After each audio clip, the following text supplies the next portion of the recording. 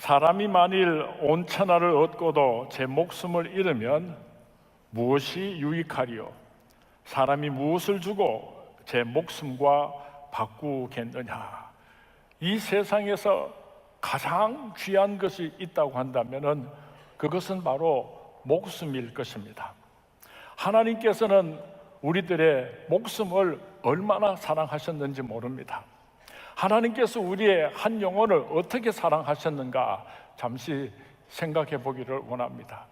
이 세상의 모든 것은 값어치를 가지고 있습니다. 그 값어치는 크게 두 가지로 구분할 수가 있는데 절대적인 값어치와 상대적인 값어치가 있습니다. 상대적인 값어치라고 하는 것은 똑같은 물건이지만은 어떤 때는 그 값이 쑥 올라가기도 하고 또 어떤 때는 그 값이 아주 형편없이 땅에 떨어지기도 하는 것입니다. 예를 들어서 금덩어리라고 하든지 주식이라고 하든지 이런 것들은 똑같은 물건이지만은 절대적인 값어치를 가지지 못하고 그렇게 날마다 들쑥날쑥하는 그런 가치를 가지고 있습니다. 그런가 하면은 절대적인 값어치가 있습니다. 변하지 않는 가치를 의미하는 것입니다.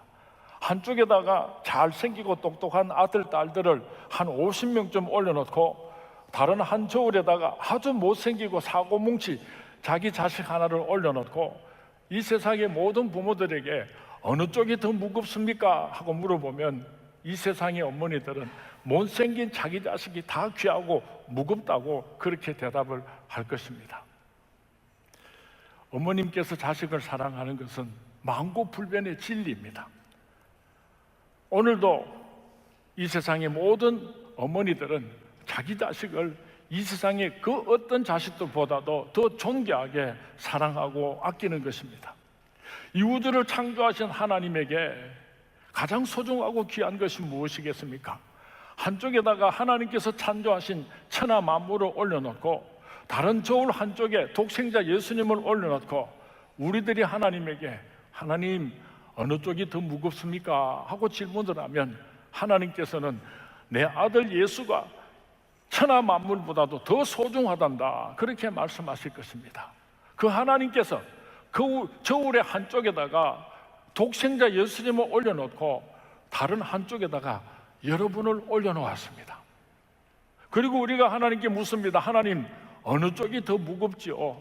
하나님께서 대답하시기를 나는 네가 더 무겁단다. 예수님을 십자가에 못 박아 죽이시고 예수님을 포기하시고 하나님께서는 나의 영혼을 선택하셨습니다. 여러분 믿으십니까? 뭐 좀 힘들고 어려운 일이 있으면 나까지 뭐 있으나 마나 함부로 자기 자신을 비하해서는 안 될 것입니다. 하나님께서 나의 한 영혼을 얼마나 사랑하시는지를 우리가 잊어서는 안 될 것입니다. 가슴에 손을 얹고 한번 따라 하시기 바랍니다. 나는 예수님 자리 그렇게 자신이 없습니까? 나는 예수님 자리. 하나님께서 예수님하고 나하고 바꾸셨으니까 하나님에게 있어서 나의 가치는 나의 한 영혼의 가치는 예수님과 동일하다는 것을 우리가 잊어서는 안 될 것입니다. 예수님께서도 한 영혼을 천하보다도 귀하게 여기셨습니다. 누가복음 15장 말씀에 보면은 어떤 목자가 양을 한 100마리쯤 기르는데 밤에 잠을 잘 때가 돼서 양들을 한 마리 그렇게 확인을 해보니까 한 마리가 비었어요. 무슨 이유인지는 모르지만은 양 한 마리가 울타리를 넘어서 멀리 떠나가 버리고 말았습니다. 이 목자는 99마리의 양을 우리에 두고 그 잃어버린 양 한 마리를 찾아서 계곡으로 내려갔습니다. 가시덤불로 올라갔습니다. 그리고 그 잃어버린 양 한 마리를 찾아서 어깨에 메고 집으로 돌아오면서 우리에 있는 99마리의 양보다도 내가 오늘 잃어버렸던 양 한 마리를 찾은 것이 내게는 더 큰 기쁨이 있다고 말씀하시면서 온 동네 사람들을 불러서 큰 잔치를 베풀었다고 예수님께서 말씀하셨습니다. 누가복음 12장에 보면은 재물을 많이 모으는 부자가 한 사람이 있었습니다. 그 애도 농사가 풍년이 되었습니다. 얼마나 많은 추수를 했는지 모릅니다. 자기 곡간이 너무 작아서 다 담을 수가 없으니까 곡간을 새로 크게 지었습니다. 그리고 추수한 그 모든 곡식물들을 다 창고에 가득 채워놓고는 내 영혼 앞에 부르자 내 영혼 앞에 부르자. 편안히 쉬고 먹고 마시고 즐기자. 그렇게 그들음을 피울 때에 예수님께서 말씀하시기를 오늘 밤에 네 영혼을 내가 도로 찾으면은 네가 준비한 저 모든 곡식들이 다 네 것이 되겠느냐? 무슨 소용이 있느냐? 예수님께서 말씀하셨습니다. 그렇습니다. 생명이 있고 천하가 있는 것입니다. 생명이 없다고 한다면 돈이 무슨 의미가 있고 권력이 무슨 의미가 있겠습니까? 생명이 너무나 소중한 것입니다. 아주 재미있는 단편 연극이 있는데 Last 15 Minutes라고 하는 그런 내용의 연극이 있습니다. 마지막 15분이라는 뜻입니다. 한 젊은 청년이, 아주 유망한 청년이 있었습니다. 박사 논문을 제출하고 이제 박사 논문이 통과되기를 기다리고 있는 아주 유능한 청년이 한 사람 있었습니다. 가슴이 좀 아팠어요. 그래서 병원을 찾아가서 진단을 받는데 의사 선생님이 청천벽력 같은 말씀을 하십니다. 지금 폐암 3기인데 앞으로 15분밖에 살 수가 없습니다. 참 기가 막히는 일이죠. 조금 시간이 지나고 이 청년이 의사 선생님께 묻습니다. 선생님, 내가 이제 몇 분을 살 수가 있습니까? 이제 11분을 살 수가 있습니다. 그때 우편부 하나가 편지요 하면서 뛰어들어옵니다. 편지 한 장을 전해주는데 외삼촌이, 억만장자인 외삼촌이 죽으면서 자식이 없으니까 그 모든 재산을 이 청년에게 주겠다고 하는 그런 내용의 편지였습니다. 조금 더 시간이 흘렀습니다. 의사 선생님, 내가 이제 몇 분을 더 살 수가 있습니까? 의사 선생님이 시계를 들여다보시더니 이제 젊은이는 9분밖에 살 수가 없습니다. 그때 또 우편 배달부 한 사람이 편지요 하면서 뛰어들어옵니다. 그 편지의 내용은 그렇게 기다렸던 박사 논문이 통과를 하고 우리 학교에서 당신에게 박사학위를 수여하겠습니다 하는 통지서가 날아 들어왔던 것입니다. 연이어서 또 다른 우편 배달부가 뛰어들어오면서 편지하는데 그 편지의 내용은 그렇게 사랑하는 연인으로부터 내가 당신하고 결혼하겠습니다, 결혼을 허락하는 승낙서의 편지가 도착을 했습니다.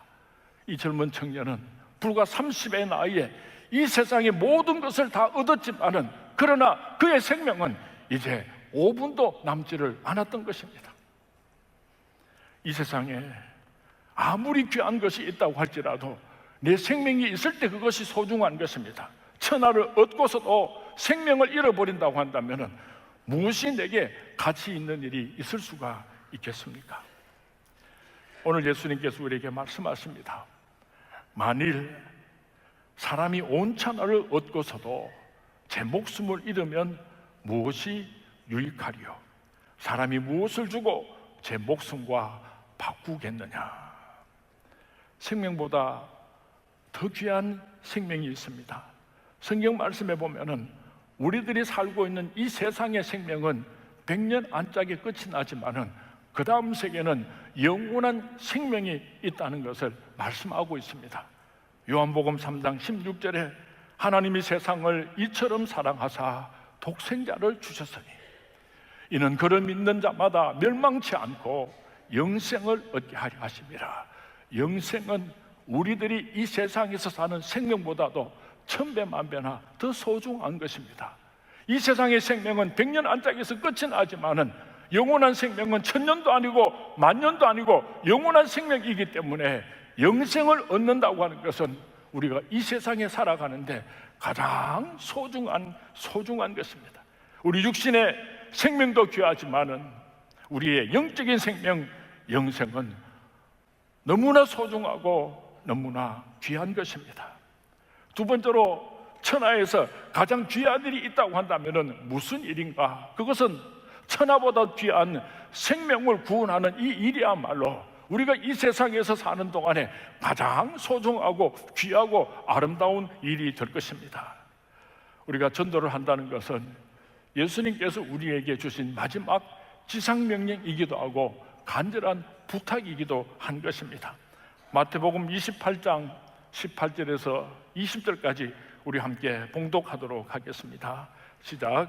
예수께서 나와 말씀하여 이르시되 하늘과 땅의 모든 권세를 내게 주셨으니 그러므로 너희는 가서 모든 족속을 제자로 삼아 아버지와 아들과 성령의 이름으로 세례를 베풀고 내가 너에게 분부한 모든 것을 가르쳐 지키게 하라.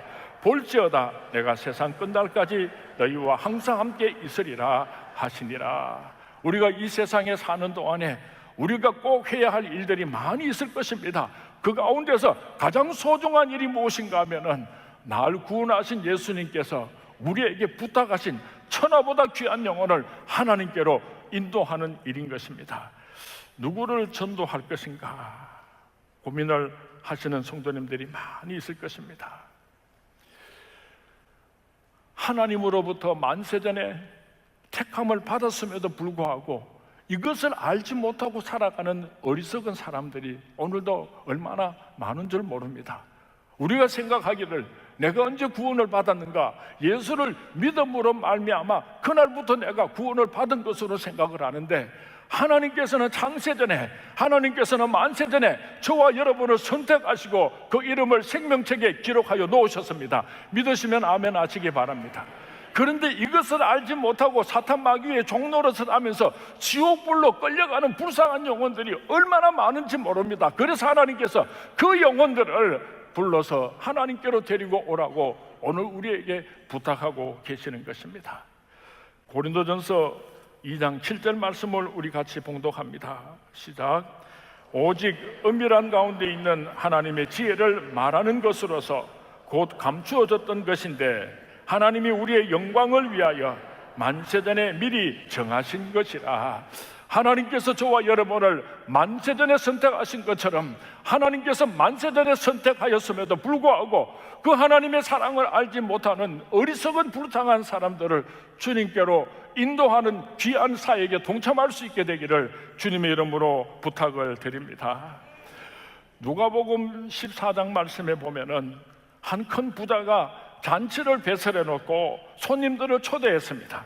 꼭 오겠다고 약속한 사람들이 잔칫날이 되었는데, 아이고 나는 밭을 샀으니까 바빠서 못 가겠습니다. 나는 소를 5결이나 샀는데 그 소들 돌본다고 못 가겠습니다. 아이고 죄송합니다. 나는 얼마 전에 장가를 가가지고 죄송합니다. 전부 다 이 핑계 저 핑계 되면서 그 주인의 초청을 거절을 했습니다. 하인들이 와서 많은 사람들이 이런 핑계 저런 핑계 되면서 이 잔치에 참여할 수 없다는 것을 고했을 때 그 주인은 아주 노했다고 성경 말씀이 기록하고 있습니다. 그리고 그 주인이 말하기를 빨리 시내의 거리와 골목으로 나가서 가난한 자들과 몸 불편한 자들과 맹인들과 저는 자들을 데리고 오라. 길과 산 울타리로 나가서 사람을 강권하여 데려다가 내 집을 채우라고 그 주인이 말씀을 했습니다. 참 잘 사는 사람, 참 훌륭한 사람, 세상의 부영화를 누리는 사람, 저 사람을 전도해가지고 우리 교회로 데리고 오면 좀 경제적으로도 도움이 되겠고 또 교회가 세상 사람들에게 명예를 높이는 데도 좀 도움이 되겠고, 그래서 찾아가서 이 세상에서 소위 잘 산다는 사람, 출세했다는 사람들에게 전도를 해보면은요 절대로 교회 안 온다는 소리를 안 해요. 예수 믿어야지요, 언젠가는 꼭 갈 겁니다. 그렇게 대답만 하고 오지를 않아요. 세상이 좋은데 그 사람들이 예수 믿으려 하겠습니까? 실패한 사람, 병이 든 사람, 이제는 아무런 소망이 없는 그런 사람들은 저 들판에 나가보면은 누렇게 익어서 고개를 푹 숙인 벼이삭처럼 그런 사람들을 찾아가서 전도하면요 얼마나 예수를 잘 믿는지 몰라요. 우리들이 생각하는 것하고 하나님의 생각은 서로 다른 것 같아요. 오늘 여러분 주위에 정말 힘들고 어렵게 살아가는 아무런 소망이 없는 사람이 있습니까? 그 사람들을 찾아가서 주 예수를 믿으라, 그리하면 너와 내 집이 구원을 얻으리라, 그렇게 전도하시는 우리 서문의 모든 성도님들이 될 수 있기를 주님의 이름으로 축원을 드립니다. 어떤 사람을 전도해야지 되는가? 한때는 예수를 잘 믿었는데 무슨 이유인지는 모르겠습니다. 어떤 사람이 조사를 한 것을 보니까 목사에게 상처를 받은 사람들도 생각보다 많아요. 장로님이나 교인에게 상처를 받은 사람들도 생각보다 많은 것 같아요. 무슨 이유인지는 모르지만은 예수를 잘 믿다가 어린 주일학교는 잘 다녔는데 또 청년 때까지는 예수를 잘 믿었는데 지금 예수를 믿지 않고 실족한 사람들을 우리가 전도해야지 되는 것입니다. 다른 교회 잘 나가는 사람을 우리 선문교회 가자. 우리 선문교회 가면 이렇게 좋고 저렇게 좋고 그렇게 해서 양도적질을 하는 것은 우리가 조심해야지 되는 것입니다. 예수님의 마음을 우리가 좀 이해했으면 좋겠어요. 99마리 양이 우리에 있는데도 불구하고 길을 잃어버린, 불순종하고 울타리를 넘어간 그 한 마리 양을 찾아서 계곡을, 그 가시던 불길을 건너가시는 그 예수님의 마음을 우리가 한번 생각해 보았으면 좋겠습니다. 제가 고등학교 때 사춘기를 지낼 때 이럽니다. 지금도 그런 것은 아니니까 오해는 하지 마시기 바랍니다. 하루는 아버님에게 무슨 구중을 들었는지 하여튼 집에서 큰일이 있었습니다. 그래서 고래고래 고함을 지르고 막 한바탕 난리법석을 떨고는 이러면 집구석 내가 나간다, 내가 다시 집으로 돌아오면 무슨 새끼다 이러면서 그냥 집을 뛰쳐나갔습니다.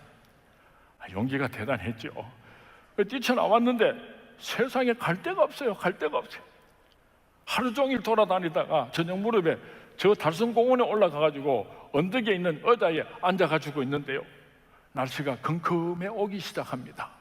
그리고 9시가 지나고 10시가 지나고 11시가 지나니까 대구 시내 모든 불빛듯이 하나 둘 꺼지기 시작하더니 캄캄한 밤이 되었습니다.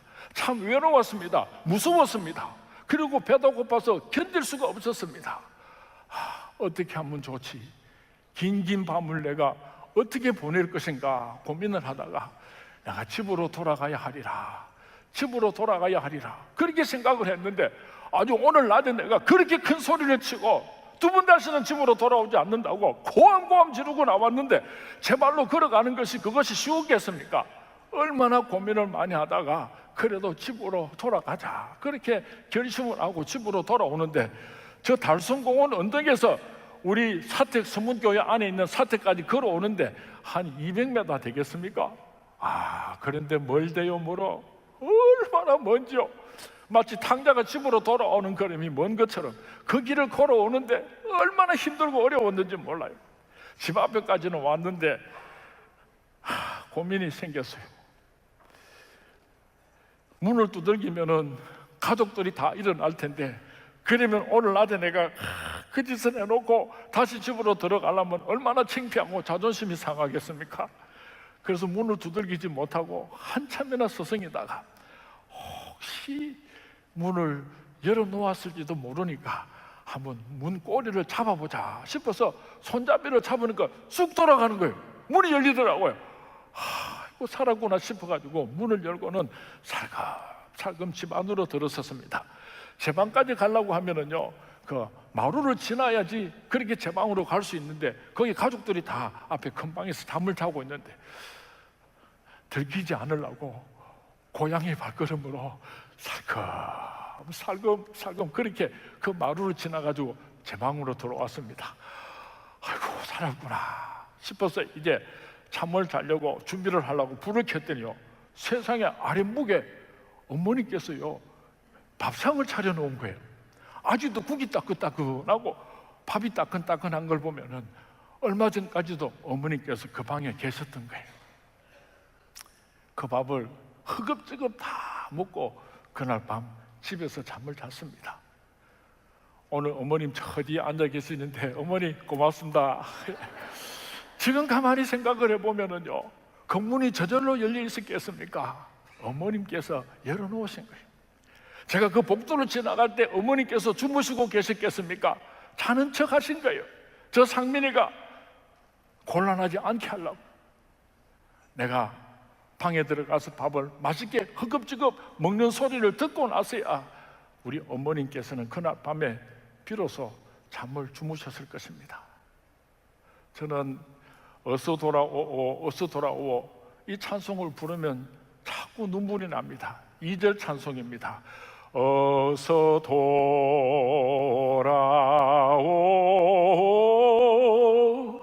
어서 돌아마노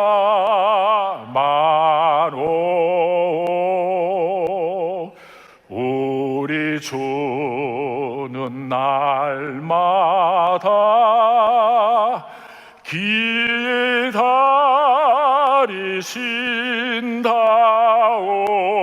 기다리신다오 밤마다 열어놓고 마음 졸이시 나간 자식 돌아오기만 밤새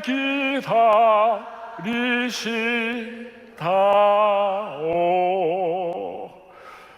일부 예배 때 양도식 집사님이 제가 이 간증을 했더니 자기가 가슴이 막 뜨거워지고 울었대요. 2부 예배 때는 이운영 장로님이 자기의 과거가 생각이 나서, 나도 사춘기 때에 집에서 큰 난장판을 벌리고 그렇게 집을 뛰쳐나갔는데 그날 밤에 들어오니까 어머님께서 문 열어놓고 기다리시더라고. 그 어머님이 생각나서 우리 이운영 장로님도 울었답니다. 제가 오늘 이야기를 들으니까 많은 성도님들이 자기가 그렇게 한 것이 생각이 나서 가슴이 아프고, 또 오늘 자녀들을 키우는 사람은 여러분들도 꼭 한 번은 이상민 목사 같은 경험을 하게 될 텐데, 그때 잠자지 말고 문 열어놓고 그렇게 밥상 차려놓고 집 나간 자식이 돌아올 수 있도록 기다리는 그런 부모님들이 될 수 있기를 바랍니다. 이것이 사람들의 마음이고, 이것이 오늘 길을 잃고 방황하는 영혼들을 향한 예수님의 마음입니다. 하나님께서 선택하셨습니다. 하나님께서 사랑하시는 하나님의 아들과 딸들이었는데 무슨 이유로든지 하나님의 품을 떠났던 자들이 돌아올 수 있도록 우리 선문의 성도님들이 그 가운데서 수종 들고 하나님께로 그 영혼들을 인도해오는 귀한 사역을 감당해 주시기를 주님의 이름으로 부탁을 드립니다. 주님의 이름으로 부탁을 드립니다. 어떻게 전도할 것인가? 어떻게 전도할 것인가? 기쁜 마음으로. 이 세상에서 가장 귀한 일입니다. 나를 살려주신 예수님께 그 사랑의 그 은혜를 갚아내는 방법 중에 하나입니다. 날 구원해 주신 예수 그리스도, 그분의 은혜에 감격해서 우리가 기쁜 마음으로 지옥불로 가는 불쌍한 영혼들을 하나님께로 인도하는 우리 서문의 모든 성도님들이 될 수 있기를 주님의 이름으로 축원을 드립니다. 교회에서 가을만 되면은 아주 특별한 만남이라고 하는 큰 주제를 가지고 온 성도님들이 전도 대상자를 이름을 적어내고 교회에서 많은 예산을 들여가지고 그렇게 전도하려고 몸부림을 칠 때에 어떤 사람이 이렇게 말을 할 수가 있습니다. 목사님, 온 교회가 힘을 모아가지고 그렇게 많은 예산을 써가지고 원래 우리가 몇십 명밖에 결신자를 얻지를 못했는데 이거 실패한 것 아닙니까? 천만의 말씀이요. 우리의 전 재산을 다 들여가지고, 우리 교회 모든 예산을 다 들여가지고 한 사람을 전도해서 지옥불로 가는 그 영혼이 천국으로 갈 수 있다면 이 세상에서 그보다도 더 귀하고 아름다운 일이 없을 것입니다. 여러분의 물질도 아낌없이 투자할 수 있게 되기를 바랍니다. 여러분들의 시간도 기쁜 마음으로 투자할 수 있게 되기를 바랍니다. 어떻게 전도하는가? 화급한 마음. 주님 오실 날이 가까웠습니다. 오늘 저 사람이 예수를 믿지 않으면 지옥불로 갈 수도 있습니다. 불이야 불이 났는데 불이야 이렇게 할 사람이 아무도 없지를 않습니까? 한번 물어보겠습니다. 오늘 예수님께서 이 땅에 다시 오시면은 나는 분명하게 천국 간다고 믿으시면 아멘 하시기 바랍니다. 예수님 다시 오시면은 할렐루야 두 손 높이 들고 천국으로 올라가는 것을 믿으시면 아멘 하시기 바랍니다. 오늘 여러분의 사랑하는 이웃 가운데, 오늘 여러분의 사랑하는 아들, 딸들 가운데, 오늘 여러분의 사랑하는 부모님 가운데 예수를 믿지 않는 사람들은 예수님께서 다시 오시면 어떻게 되겠습니까? 꺼지지 않는 불못 속으로 들어가서 고통 가운데서 이렇게 외칠 것입니다. 왜 내게 천국과 지옥이 있다는 것을 말해주지 않았느냐고. 죽지 못하는 고통 가운데서 왜 내게 천국과 지옥이 있다는 것을 말해주지 않았느냐고. 지옥불에 있는 내 사랑하는 부모님이, 지옥불에 있는 내 사랑하는 아들, 딸들이 그렇게 외친다는 것을 여러분 기억할 수 있기를 바랍니다. 이 세상에서 가장 큰 효도가 있다면 부모님 예수 믿고 천국 가게 하는 것입니다. 이 세상에서 가장 큰 유산이 있다고 한다면 내 사랑하는 아들, 딸들이 예수 믿고 천국 가게 하는 것, 이보다도 더 큰 유산이 없다는 것을 기억하시고 화급한 마음으로 예수를 증거하시는 우리 서문의 모든 성도님들이 될 수 있기를 주님의 이름으로 부탁을 드립니다. 어떻게 전도할 것인가? 나의 삶을 통하여서 전도해야지 됩니다. 나를 아는 사람에게 예수 믿으십시오, 그렇게 전도를 하니까 그 사람이 나는 예수님이 누군지는 모르지만은 당신을 보면 내가 예수를 믿고 싶습니다, 당신을 보니까 나도 예수를 믿어야 되겠습니다. 우리의 삶을 통하여서 전도할 수 있어야지 되는 것입니다. 아이고 지저분하게 살았습니다, 손가락질 받았습니다, 그런 사람이 예수 믿으십시오 그렇게 말하면 그 사람의 마음의 문이 열리겠습니까? 나의 삶을 통하여서. 그래서 우리 예수 믿는 사람들은 세상 사람들 앞에서 추접하게 살면 안 돼요. 인색하게 살면 안 돼요. 치사하게 살면 안 돼요. 우리가 이 세상에 사는 동안에 내가 그리스도인인 것을 시인하면서 살아야지 되는 것입니다. 아파트의 옆집에 사는 사람이, 직장의 동료가 내가 예수 믿는 사람인 줄은 몰라요. 예수 안 믿는 사람인 척하고 사는 사람들이 얼마나 많은지 몰라요.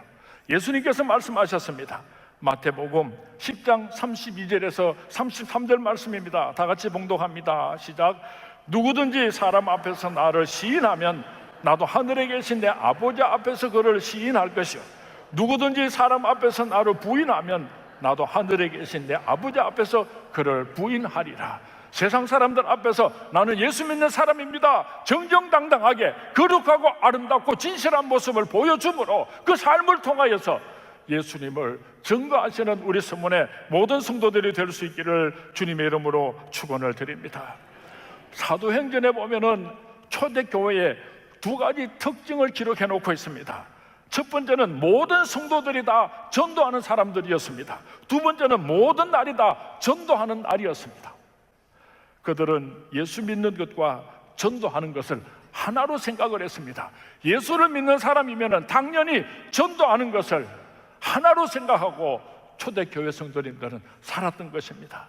사랑하는 성문의 성도님, 단순히 교회에 와서 예배만 드리고 돌아가는 그런 성도가 아니라, 단순히 예배 참석해서 설교 말씀만 듣고 돌아가는 그런 청중이 아니라, 하나님의 말씀을, 복음을 들고 담대하게 영적인 전쟁에 앞장서시는 십자가의 군병들이 되어주시기를 주님의 이름으로 축원을 드립니다. 어떤 통계에 보니까 예수 믿는 사람들 가운데 전도를 하고 그렇게 일생을 마치는 사람은 15%밖에 되지 않고, 예수는 믿지만은 전도를 하지 않는 사람이 85%라고 하는 통계를 본 적이 있습니다. 여러분은 전도하는 사람입니까? 전도를 하지 않고 살다가 죽는 사람입니까? 전도라고 하는 것은 우리 교회에 등록시키는 것이 전도가 아닙니다. 그것은 아주 편협한 생각입니다. 예수를 믿지 않는 사람을 예수 믿게 하는 것입니다. 지옥불로 가는 사람을 천국으로 옮겨놓는 것입니다. 내가 전도한 사람이 꼭 선문교회 와서 등록해야지 된다, 이것은 전도에 대해서 이해가 좀 부족한 것 같아요. 우리 선문교회 성도님들은 많은 사람들을 전도해가지고, 저 비산동에 사는 사람은 비산동에도 보내주고, 저 수성구에 사는 사람은 수성구에 있는 교회도 보내주고, 그 가까운 교회에서 신앙생활을 잘 할 수 있도록, 예수 잘 믿을 수 있도록 하는 것이 전도의 시작입니다. 우리가 아이를 생산하게 되면은 그 아이를 먹이고 재우고 시집장가 보내고 행복할 수 있도록 모든 책임을 다 지는 것처럼, 우리가 전도를 한다고 하는 것은 예수만 믿게 하는 것으로 끝이 나는 것이 아니라, 그 사람이 어디 있든지 계속해서 기도하고 그 사람을 영적으로 잘 섬겨서 성숙한 그리스도인이 되어서 세례도 받고 직분도 받고 또 다른 사람들을 전도할 수 있는 성숙한 그리스도인이 될 수 있도록 끝까지 뒤를 돌보아 주는 것이, 그것이 바로 전도라고 하는 것을 우리가 기억했으면 좋겠습니다. 전도하는 사람이 장차 어떤 상급을 받게 되는가에 대해서 말씀을 드리겠습니다. 허다한 죄를 다 덮어주신다고 약속하셨습니다. 야고보서 5장 20절 말씀 우리 같이 봉독합니다. 시작. 너희가 알 것은 죄인을 미혹된 길에서 돌아서게 하는 자가 그의 영혼을 사망에서 구원할 것이며 허다한 죄를 덮을 것입니다. 우리가 한 영혼을 하나님께로 인도하게 되면은 그 영혼을 사망에서 천국으로 구원할 뿐만 아니라 하나님께서 그 사람의 모든 지은 죄들을 다 덮어주시겠다고 약속을 하셨습니다.